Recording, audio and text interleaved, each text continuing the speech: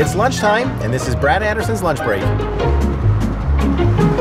of my favorite things about Microsoft are the smart people that constantly visit campus and the great fleet of shuttles. Whenever I can, I try to take advantage of both of these things and grab lunch with some of the tech industry's best and brightest. Today I'm talking with veteran tech journalist Tim Anderson.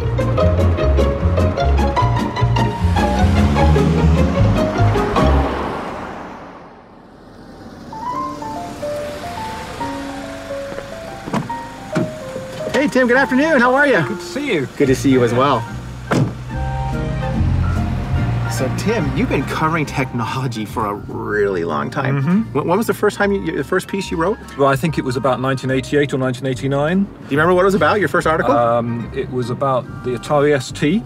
Wow, which okay. you may remember as a games machine, but was I do. actually it was quite popular as a business computer that was much better value than a Macintosh if you wanted to have a graphical interface. Yeah. Pretty fantastic machine for its day. So you talk about the move to the cloud has gone faster than what you had anticipated. What are the primary reasons driving that accelerated move? One is that the fear aspect is diminishing as people see other organizations moving to the cloud successfully and it's working for them. There are sectors in which you cannot afford not to move to the cloud because it is a competitive advantage. Yep. So if you ignore a competitive advantage, eventually your competitors get ahead of you. One of the things that we've seen in recent years is where the cloud solutions have got features which are effectively unmatchable on premises, except perhaps for the very largest enterprises. Yep. And we've seen companies put features into their cloud offerings that are ahead of and with a higher rate of improvement than they achieve for their on-premises deployments. Yep.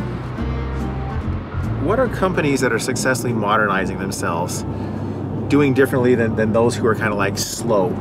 One of the things that I've always seen in my technology coverage over the years has been that even when the technology is fantastic, it can't succeed if the organizational culture is wrong. The lesson there is that you have to be willing to change your culture as well as your computing to make best use of technology.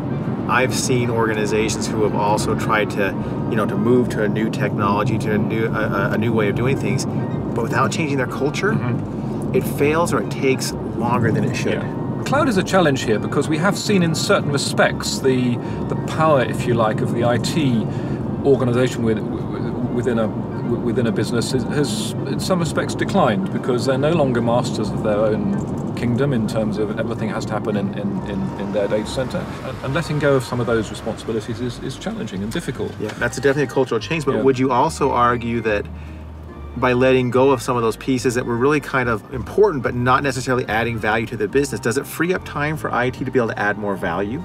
Well, of course, and there's still a shortage of the IT contribution, if you like, to a business, whether that's in terms of developing applications or improving applications, or whether it's in terms of just enabling users to make better use of the resources that are available to them.